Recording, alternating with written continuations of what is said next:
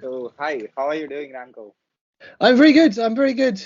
So, yeah, and how are you? I'm great, so thanks. Oh, I lost your audio. So, No, you're back. Yeah. I thought to tell about the work that you're doing to my audience. Yes, sure. Sorry, I missed a little bit. You dropped away for about 15 seconds. I didn't hear you. So, I thought to tell about the work that you're doing to my audience who are following my YouTube channel, podcast, and my social media. That works. Perfect. So, can you please introduce yourself and about the work that you're doing? Absolutely. So, hello everyone. My name is Remco Timmermans. I am a Dutch national. Live in the UK, and I have a company called SpaceSide, which is based in Estonia. And in this company, which is just my company, just me, it's my own business. I am a online marketer and social media specialist, focusing 100% on the space industry. As hopefully you can see behind me, I'm a bit of a space geek, and I've been working in the space industry for the last 10, 15 years. Now, working in the space industry doesn't mean that I work in space. I'm not an astronaut. I know lots of astronauts, but I'm not one myself. But there is much more in space than just astronauts, and I hope we'll have some opportunity to talk about this. So, you're from UK. I live in the UK, but I have a Dutch passport, so I'm a Dutch national.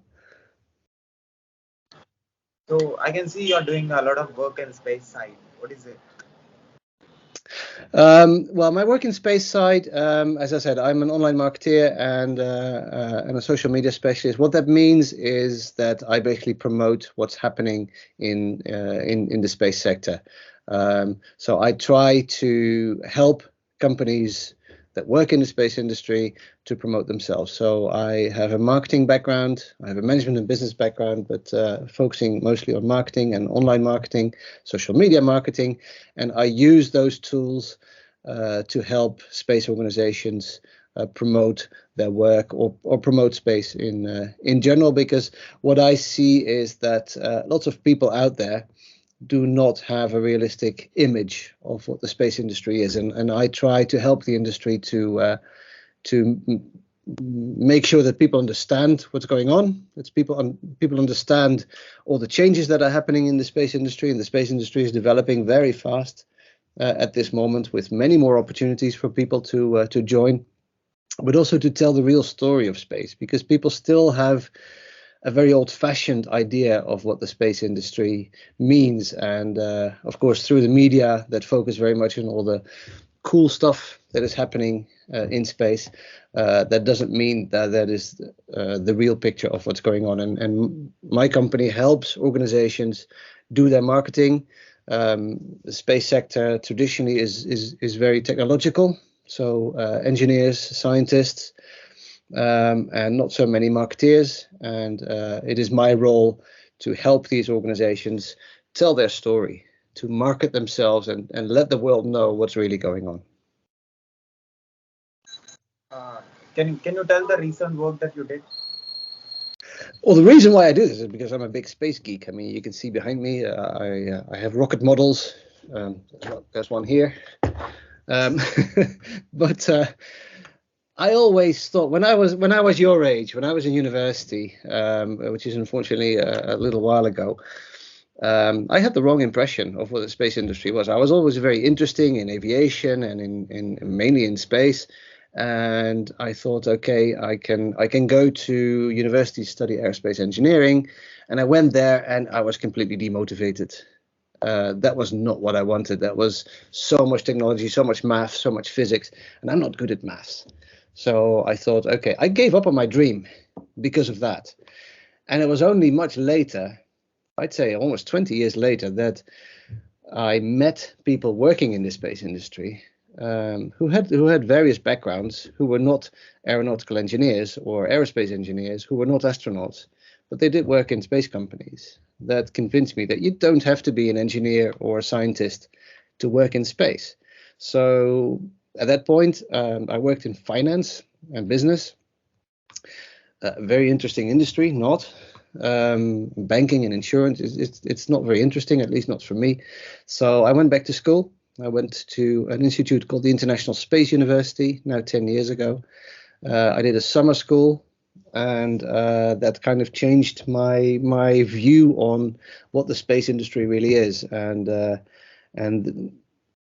the space industry needs people from any background. That's really the story. That's really the key message that I want to give you and everybody who's watching this YouTube video is there is a place in space for you. Even if you're not an engineer, even if you're not good at maths, if you're good in other stuff, the space industry, like any industry really, needs people from all backgrounds. And that includes my background. I'm a marketeer. I do marketing. And space companies need marketing professionals. So that's how, in a very short story, I end up in space. I ended up in social media in space. I'm kind of an influencer in the space sector on social media. If you follow me on Twitter, my Twitter handle Timmermans R. Maybe you can put it in here somewhere. People can follow me on Twitter where I talk about space all the time. I have a big passion for social media as well. Is how social media brings people together. I mean, you and I are now talking here because of social media, because we found each other on Twitter, and now we're talking to each other, and that is an extremely powerful thing. I mean, you're in Hyderabad, I'm in Oxford, worlds apart, literally, yet we found each other, and that is what social media does nowadays. There's so much negativity about social media, but social media, in essence, is an extremely powerful channel, powerful method to bring people with similar interests together, just like we are talking here now. And I'm addressing an audience probably mostly in India with this message. And that is something that is not possible without social media. And I got involved with social media early on in 2005, 2006, when I worked at this company called Hewlett Packard. You probably know about them. They make printers and laptops and a lot more. And I worked for them, a very big company. We started to experiment with tools. There were 130,000 people working in Hewlett Packard at that time. I don't know how many now, but many all over the world. And I actually worked with lots of people in our offices in Bangalore, in India. And we experimented with tools on how to communicate internally in an efficient way without having to pick up the phone or write an email every time. So we started to use messenger tools within the company, and soon those tools became applicable or available publicly. Tools like Facebook Messenger and later Twitter and WhatsApp and well, you name all the social media tools that people are using. And it kind of changed the way that people talk to each other and people meet each other. And that's how I met people from the space industry, was through social media, mostly through Twitter. Twitter is an extremely powerful tool in space. Tip number one, if you want to work in space, get yourself a Twitter account and start following some of these people, because the space industry is very present on Twitter. Reason being is that the space industry is extremely global in nature. So my work in my company is global. I'm based in Oxford, but most of my clients are based all over the world, and I travel a lot to see them. So again, if you like travel, the space industry might be something for you. Can you put your rocket little closer to you so that Sure. Yeah. Well, there's one right above my head as well, but yes. There's one hiding behind my head too. Yeah, people can see it. So yesterday I interviewed a person who is from NASA and who is 40 years old. I mean, who worked in television, who worked as a television engineer for 42 years and who worked in NASA for 13 years, who is a NASA veteran. So he also told a lot, and after that I got opportunity to interview you. This is a very big opportunity because, like you said, not many people know how to get into space industry, how to work. You know, they like you said, you said different backgrounds, people with different educational backgrounds also come. So not many people are aware of it. So No. what SpaceSide? What exactly it will do? Well, SpaceSide is a marketing agency. You can look it up. It's the website is spaceside.eu. It's a very simple website because the whole company is me. Okay, this is my company. I do marketing campaigns and social media and online campaigns for space companies and space organizations.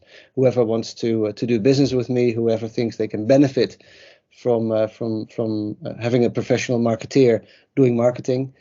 So that's really what SpaceSide does in that regard. It's very small, but it is a way. In that sense, it's a good example of how you can get involved in the space industry. You don't have to work for NASA, especially if you come from a country like India, where it's not so easy to find a job at NASA. NASA being in the wrong country. Where I know ISRO in India is well, the Indian Space Organization is very difficult to get into because it's relatively small and many people want to work there. But there are other ways, and my way to do it, I don't work for NASA, I don't work for the European Space Agency, I don't even work for the UK Space Agency. I work for myself, and that is my way to get involved in the space industry, is start my own space company. I mean, I went to in the beginning I didn't know anything really about space. I was a space enthusiast. I read books about space. I knew the stories of Apollo and stories of the moon landings and the space shuttle and this stuff, but I really didn't understand the space industry. So after I went to the International Space University for a 9-week summer course, I thought I did understand a little bit, and it gave me the confidence to work with all these space people. And the way for me to get involved was start my own company. So you can try to find a job as a marketeer at a space company, but you can also just, if you know about marketing, like in my case, I studied marketing in university, so I knew that already. I knew the space industry.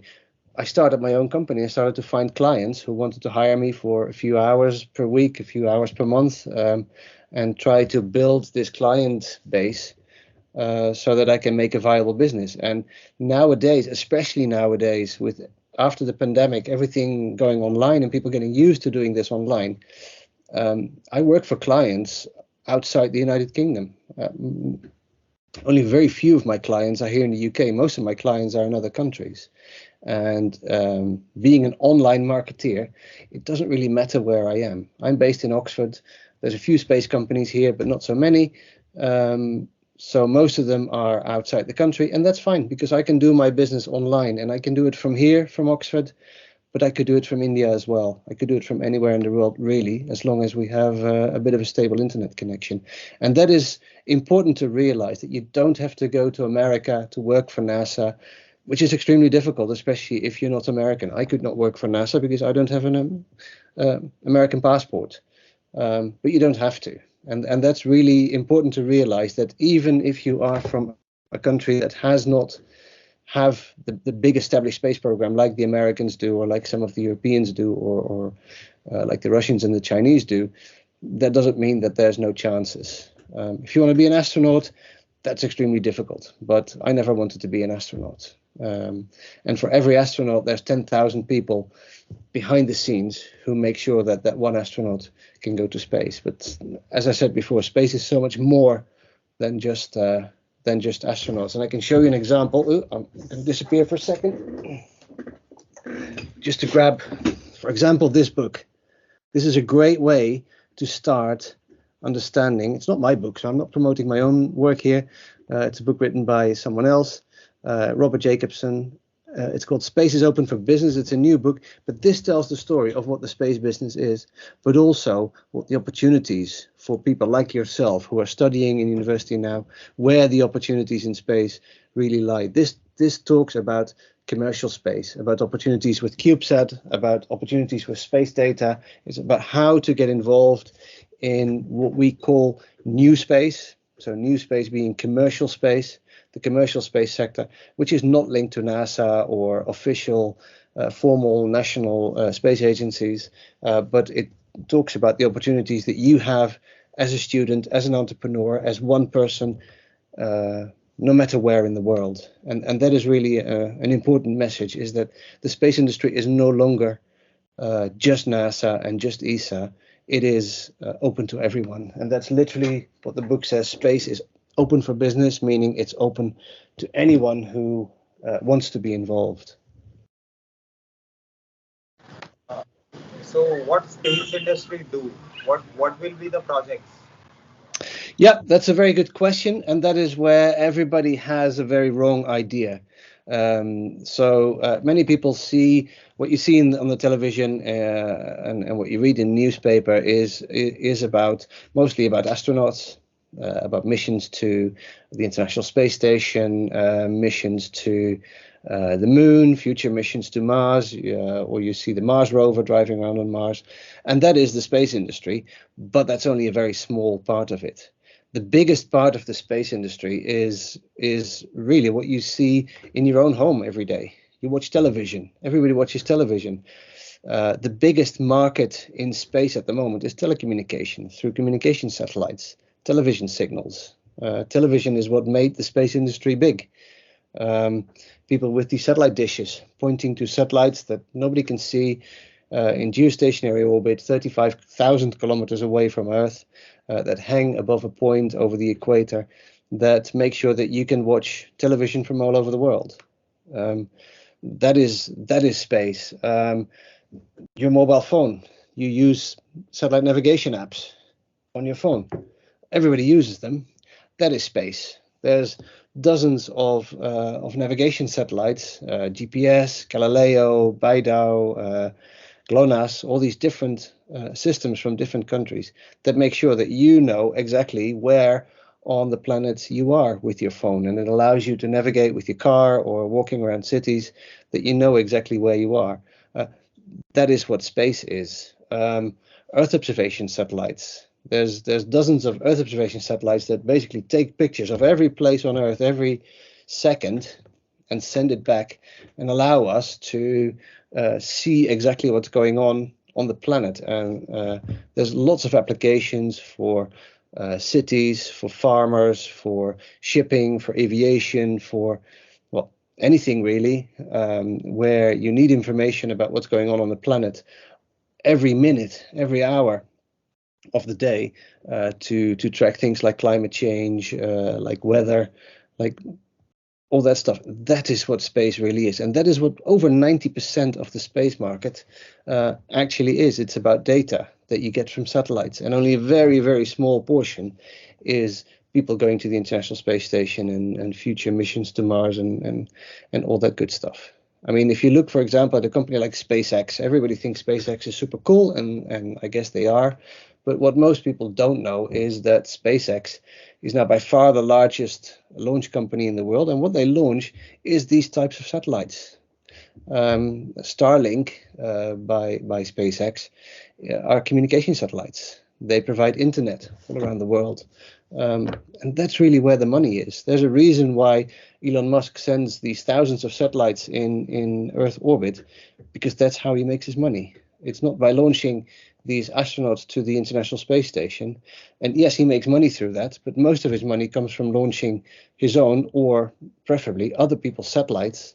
And he does that almost on a weekly basis at the moment, launching other people's satellites into orbit for telecommunication, for satellite navigation, for Earth observation, for weather forecasting, for all those different applications. And that is where the space industry is nowadays, and that is where the money is, and that is where you can really make a difference.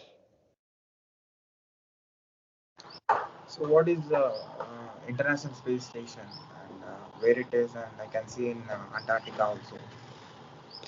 Well, it's right behind me. It's there. It's in my it's in my cupboard there. Now, where's the International Space Station? The International Space Station is the biggest flying laboratory in the world. It was built at the beginning of this millennium. The first module went up, was it in 98 or 99? And it was finished in 2011. So it took them 12 years to build all these components. And it is in what we call a low Earth orbit. So it flies relatively low over the Earth. You can see it with your own eyes, without binoculars, without a telescope. You can see it during the night. It is, after the moon, it is the second most bright object in the night sky, or in the evening and morning sky. When it's still in sunlight, while you're in the darkness, you can see it fly over. It takes about 8 minutes to go from horizon to horizon. It flies very fast. Many people think it's a plane. Well, many people think it's a UFO. But many people think it is an airplane, but in reality, it's the International Space Station that you can see fly over at some points. It's very big. It's the size of a football field. It's operated by, let me get this right, 27 or 28 different countries that built it and that now operate it, including European countries, the United States and Russia. Those are the biggest contributors, and Japan. And it has different laboratories. And it is used for all kinds of research experiments where microgravity, so zero-G weightlessness, if you like, is required to see how the human body responds to being in weightlessness for a long time, but also plants, other animals, materials, chemistry, biology. How all these things work in space, how we can use the space environment to make particular things better. There's certain enzymes, for example, that are used for medicine that are much easier to make under weightlessness in microgravity than to make on Earth.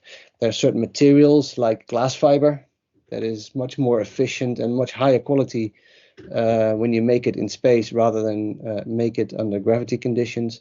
So the ISS, the International Space Station, basically is a big international laboratory to test out all these things.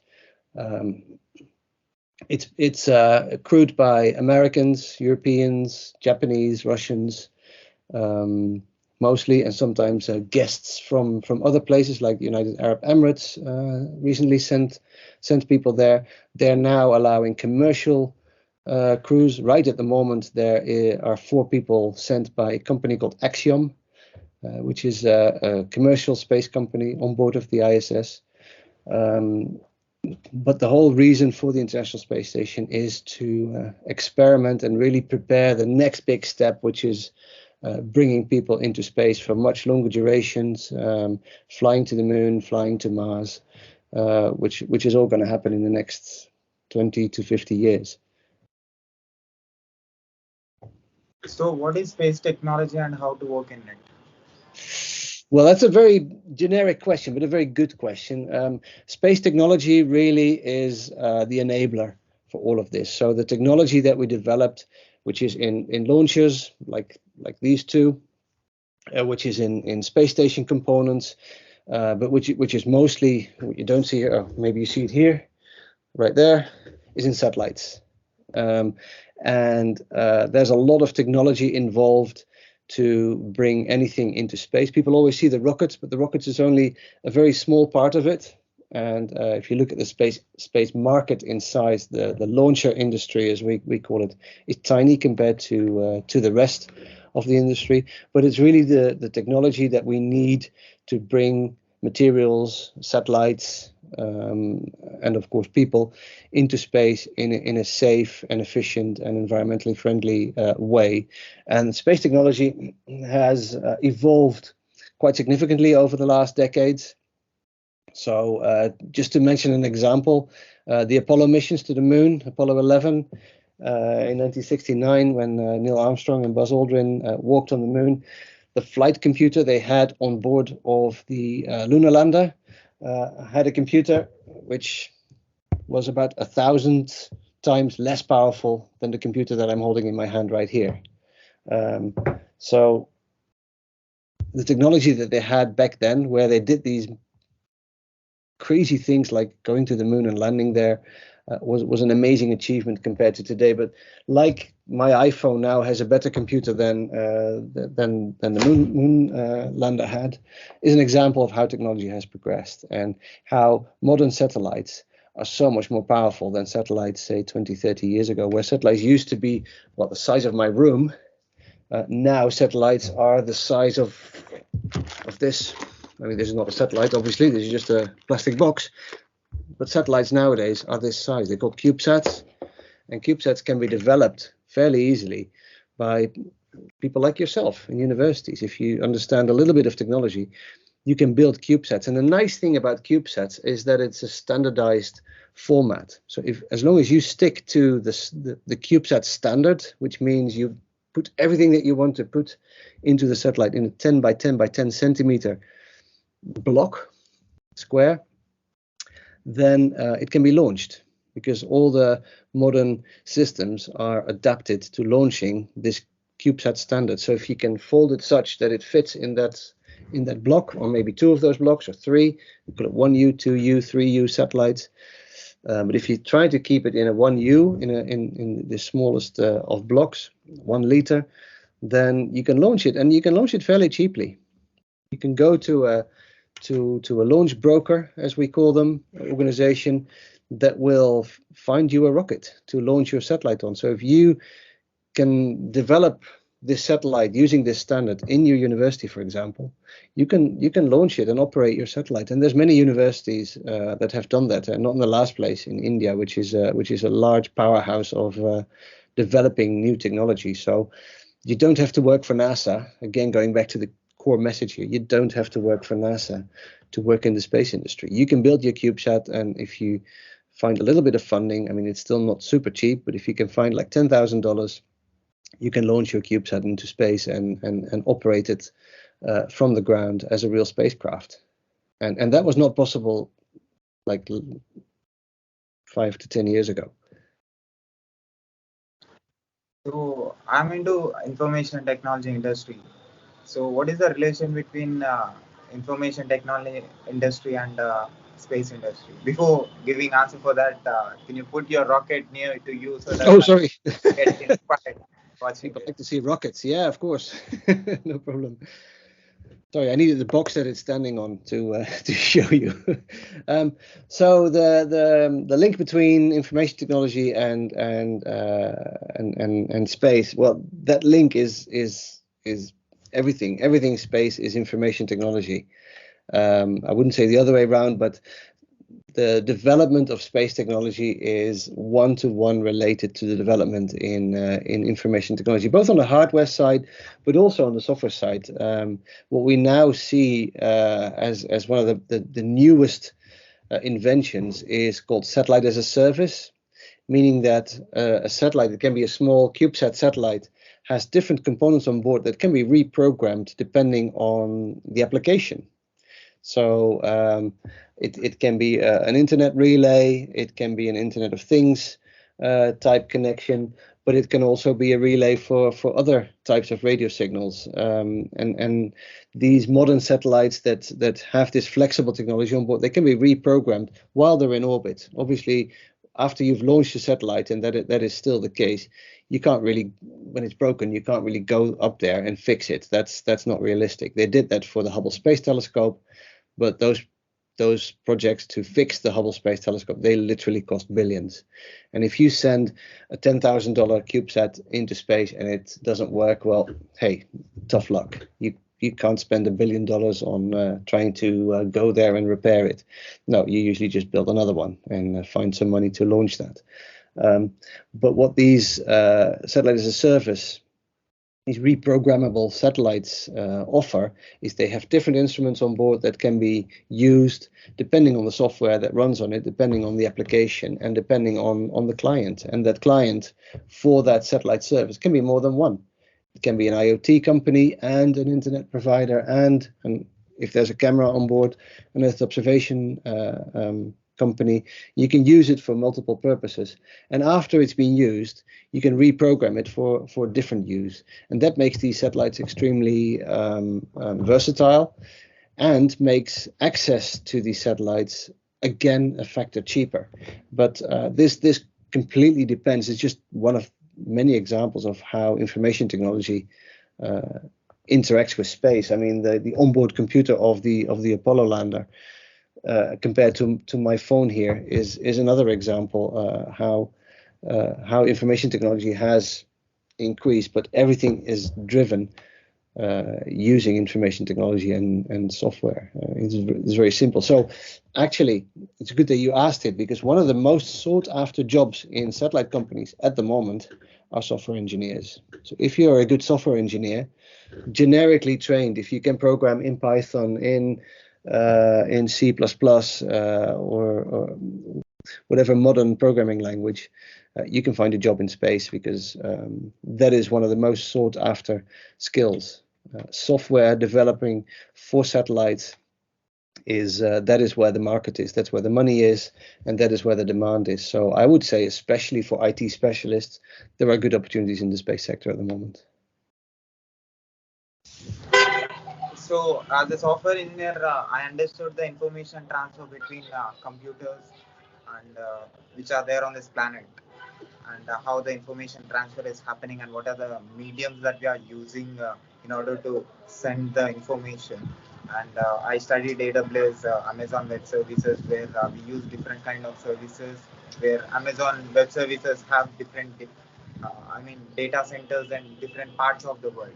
So can we able to put data center on space in space? Yes, absolutely. And Amazon Web Services, AWS, is actually, it has a special division called AWS Ground Station that specializes in connecting satellites and connecting them to the ground, and connecting those ground stations to places where the data is needed. So they have data processing facilities, but also their own ground stations.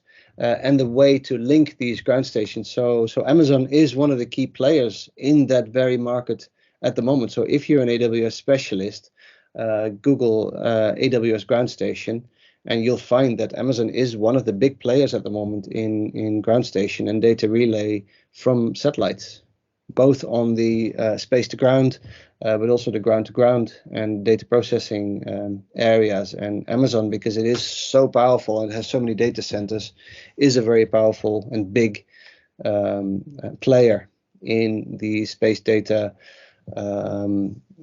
management and space data processing industry.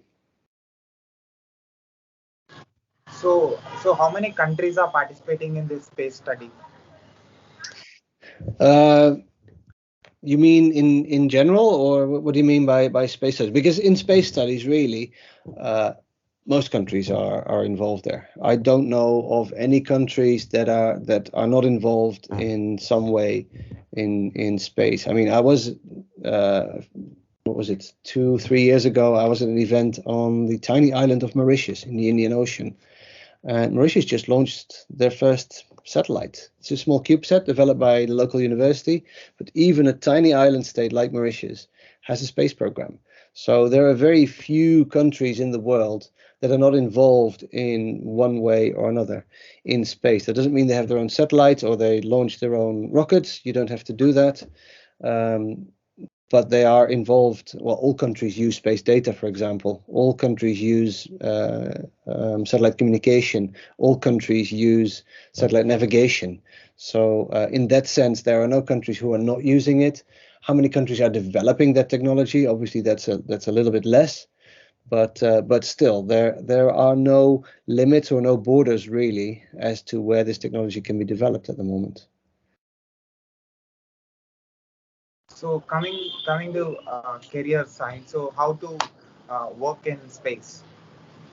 Yep, that's a very good question. I get that question a lot. And first of all, it is understanding what you can do in space. I mean, every little kid wants to be an astronaut, right? When I was 6 or 7, I wanted to be an astronaut. But reality says that there's still less than 600 people in the world, in all of human history, that have flown to space. You can say that's a lot, but really it isn't. And that number is increasing faster and faster. But that may not be a realistic perspective for everyone. Of course, the opportunities are there, but the chances of you flying to space in your lifetime, I can't say, because in 20, 30 years that might be different. But at the moment, if you're graduating, or if you're about to graduate from university right now, yes, you can apply for astronaut, but that chances are very small. But there's much more than that. And as I said before, there's a place in space for everyone. So what you should do is get involved in space, in space clubs and space organizations as early as possible. So, for example, for students in many countries, I know in India that exists, is a student organization called SEDS, SEDS. That stands for Students for the Exploration and Development of Space. It's a national, actually an international, because they exist in the US, they exist in Canada, they exist in the United Kingdom, and they exist in India. It's a student organization for any student interested in space. They organize conferences and meetups and working groups where you can get involved, where you can meet people from the space industry, and where you can work on space technology, where you can work on space policies, and you can discuss all these things. So look up that student organization. Once you are beyond the student phase, you can become a member of the SGAC, the Space Generation Advisory Council. It's a large organization of young professionals, starting from the age of 18 up until the age of 35. You can become a member for free. Look up spacegeneration.org. And get involved in their activities. And they have activities in most countries in the world, either virtual or live. In India, I know they organize live events where you can meet both people from the industry and people interested in the industry. Then at individual university level, and I know India is very active there, there are clubs, student clubs, university clubs, that either build model rockets. Model rocketry is a great way to get involved in launcher technology, but also that builds, for example, Mars rovers. If you talk about robotics, information technology, there are many rover challenges, competitions around the world. I'm actually involved in the European Rover Challenge, which sounds European, but is really global, open to any university or any other robot teams in the world, where you basically build a Mars rover that you send to the competition, and it has to perform certain tasks individually. That's a great way for students to get involved in robotic technology that will help us explore other worlds. NASA announced a mission to Uranus yesterday, to one of these far outlying planets, which has the whole astronomy world super excited at the moment. And I mentioned the word astronomy is also a great way to get involved. Put a telescope on your balcony, in your back garden, the place where you are right now. You can see the sky behind you. That's all you need. Put a telescope up there, wait until it gets dark, and look what you can see. And it's pretty amazing. It's a bit cloudy right now. Clouds kind of ruin it, but there are many days without clouds, I'm sure, where you can see amazing stuff. And that's a great way to improve your knowledge and find what's out there while you're still in university, and get involved with people who are like-minded, and join one of these clubs.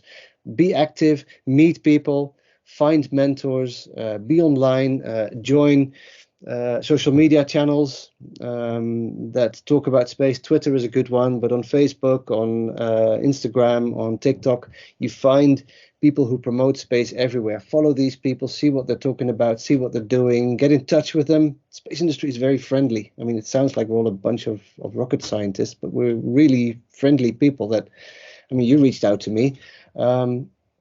We're nice people. We're very welcoming, and we want people to learn from us and really become the next space generation, if you like. Watch the Netflix documentary, The Mars Generation. I think it's still running on Netflix. Have a look at that. That is about people who have a passion for space and who do anything during their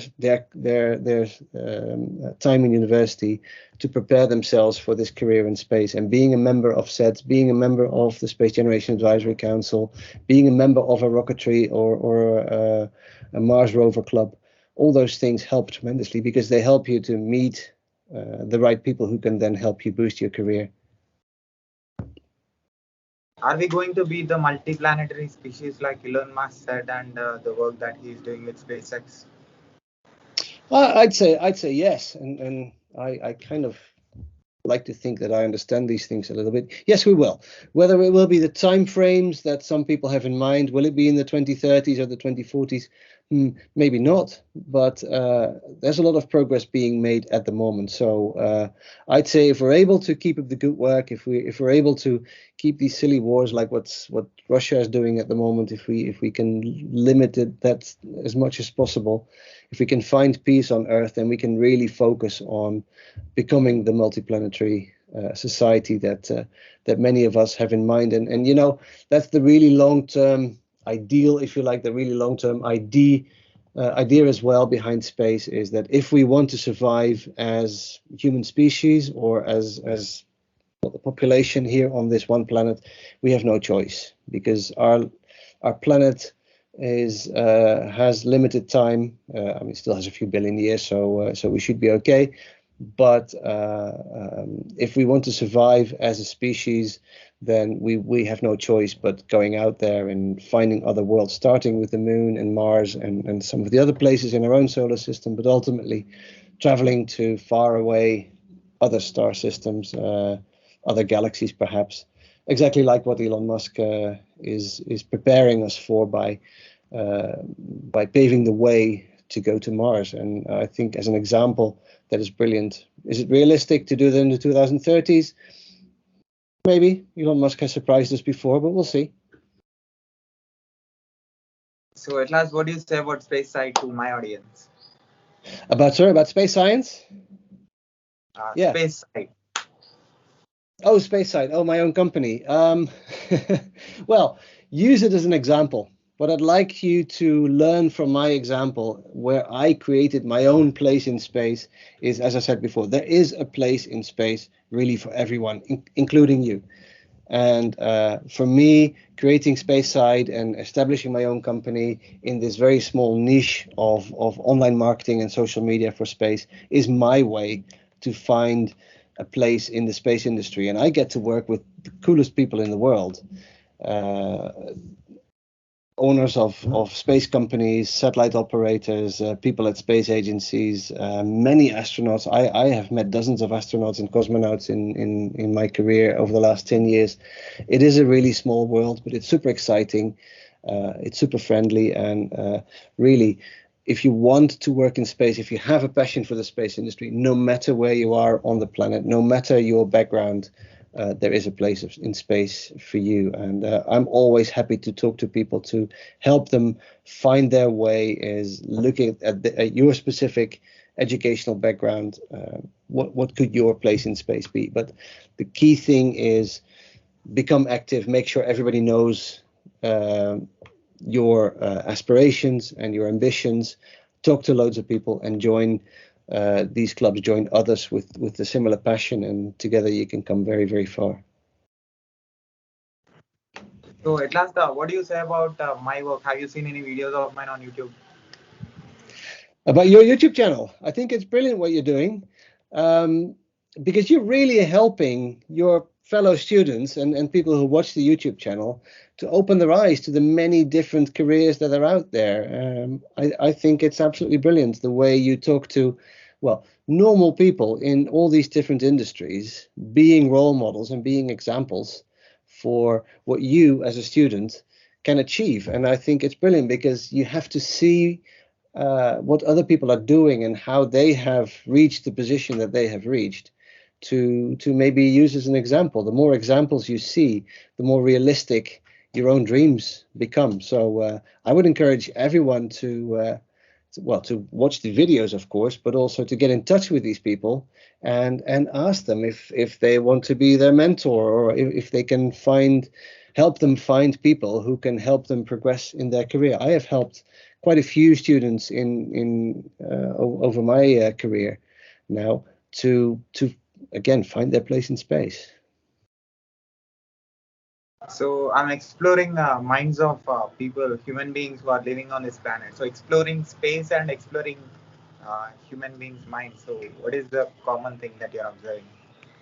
Well, I think that's brilliant. That's exactly what you want to do, exploring minds, because that tells us what the possibilities are. And by exploring the minds of many people, everybody is unique. Everybody has a unique story. Everybody has an interesting story, and everybody is an interesting example. People learn by making mistakes and improving every time in their career. And there's a tremendous amount you can learn from these people just by picking their brains, exactly as you say, is to let them speak their minds and let them explain their story. is you can only learn from that. Maybe avoiding some of the mistakes, following up on some of the tips, and I think it's brilliant. So no, absolutely keep up the good work. I'll put your web link on the screen. People who finds our video on YouTube can see it. Can you spell your website to my podcast audience? Yes, absolutely. So my website is called spaceside.eu. SpaceSide, SPACE, side SIDE.eu, the European Union, and you will be able to find it. So thank you, Remco, for your valuable time and giving answers to my questions, and at the same time telling about the work that you're doing. Absolutely, it was my pleasure. Thank you very much for inviting me, Sai. It was an honor. So can I put this video on my YouTube channel with your permission? Absolutely, yes, of course. That's what it's for. So yes, please do. And also, can I put this audio and video clip on my podcast, website, internet, social media, everywhere with your permission? You have my permission. So thank you, Ramco. Keep doing the great work and explore and help. Will do, and we'll stay in touch. I'll as soon as you put the links on Twitter and on YouTube, I will help you promote it a little bit. Thank you, sir. Okay. Well, thank you very much. Thank you, sir. Bye. Okay. Bye-bye.